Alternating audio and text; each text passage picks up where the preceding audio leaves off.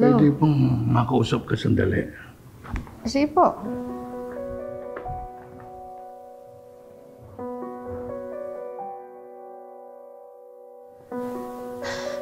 Sige po, Dok.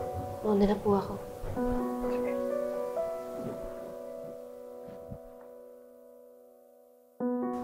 Lo, saan mo po ako dadalhin? Ikaw ba nakapagbasa ka na ba ng maraming libro? What? I don't get it. Lo, bakit ko po kailangan magbasa ng libro? Para lumawak ang utak mo. Hindi ka ba nakikinig sa mga sinasabi ko? Lo, I've read a lot of medical books. Hindi ka nga nakikinig. Teka, nag-apologize ka na ba kay Dr. Santos? Lo, you don't understand. Meron po kaming long history ni Annalyn. And besides, she's not the nice girl you think she is. Sa tingin ko nga, ikaw itong hindi nice eh. Matandaan mo, idol ko si Santa Claus. Yung mga hindi nice, tinatanggal ko sa listahan ko ng pamamanahan. Lo, I'm a good daughter. Just ask my friends. Okay. Pero, mag-apologize ka kay Dr. Santos, okay?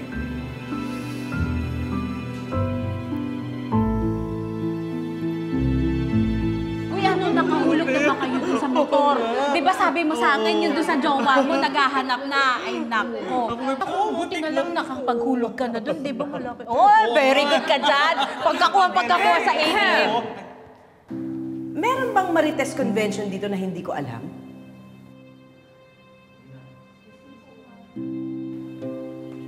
Pinalagay na po kami, ma'am. Karen, Evan, everybody seems to be so happy. Ano ba yung tinitake niyong yan, ha? Pengi nga ako ng reseta niyan. Actually po, ma'am, all organic po siyang happiness. No chemical added. Sumweldo na po kasi kami, ma'am. Kaya masaya na po kami. Yes po, ma'am. Thank you po, Thank you Sumendo po. na po kami. I never take credit for something I don't do. Kung ako lang masusunod, I would have fired all of you. Oh, may sweldo na nga pala kayo.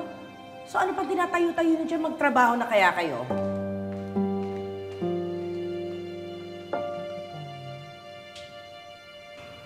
Ito si Ma'am Moira. Tinanong niya tayo, di ba? Alam mo hindi ko siya sagutin. Siguro walang sweldo to, kaya bad mood din. Kaya nga tayo maging masaya, Mars, kasi tayo may sweldo na tayo. tama. Inspired na tayo magtrabaho. Karen, I said back to work.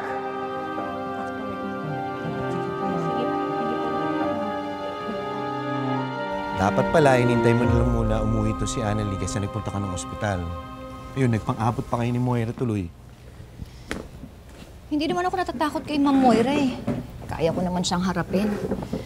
Alam mo naman kasi to si Annalyn, diba? Hindi naman mahilig magkwento yun eh.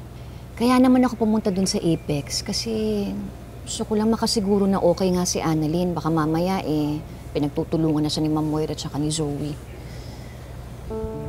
Sana pumayag talaga si Annalie na lumipat ng ospital.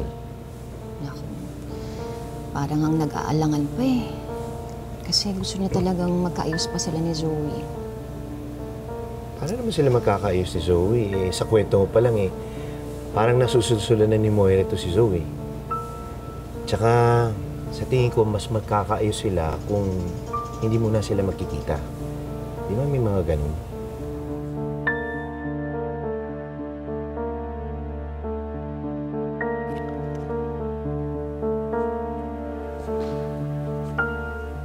Iha, pwede ba kitang maistorbo? Sige po, ano po yan, Lo? Gusto ko lang ihingi ng dispensa yung ugali ng apo ko nung nag-lunch tayo. Lo, bakit ka nakikipag-usap dyan? Oh, malputit nandito ka, Zoe. Wala ka bang sasabihin kay Dr. Santos? Ano bang sasabihin ko? Hindi ba, inaway mo siya. Kaya mag-apologize ka. Ho? No way, Lo. Hindi mo pa ako nadidinig. Sabi ko, mag-apologize ka. Sorry. Yeah. Very good. Lo, Hindi naman na po kailangan kasi okay naman po kami ni Zoe eh. Pinagbati na rin po kami ng chief risk po namin. Oh, di mas lalong very good. Kaya ganyan talaga ang magkatrabaho. Oh, ngayong okay na kayo. Diyan na kayo.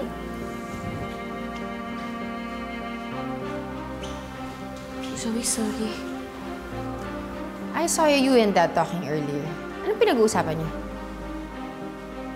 Sooner or later, malalaman ko rin yung sekreto niyo. At pwede ba? Huwag ka masyadong pabebe sa lola ko.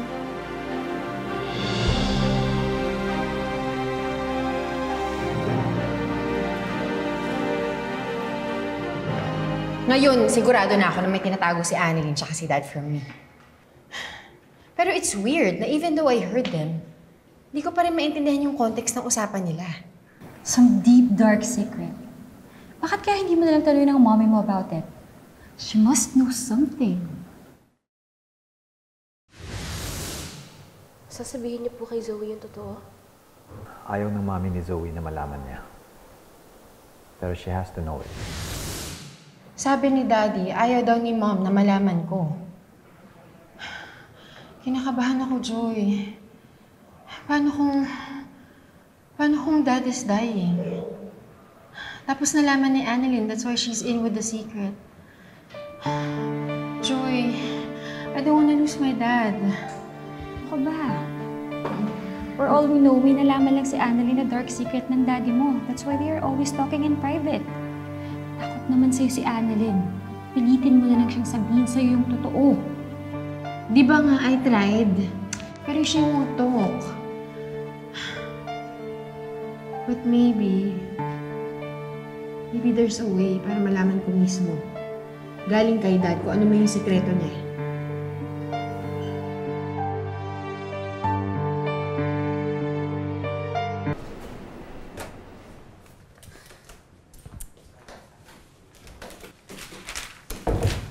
Zoe! Baka bumalik pa yung daddy mo! Hindi na babalik yun, gabi na. Tsaka wala na rin yung sekretary niya. Ang kulit mo, may hahanapin lang ako. Ano ba kasing hahanapin mo? Basta, something, anything. Basta kung may secret si Dad, hindi niya itatago sa bahay yun. Kaya alam ko nandito lang yun. Ang dami mong tanong, maglock ka lang ng pinto.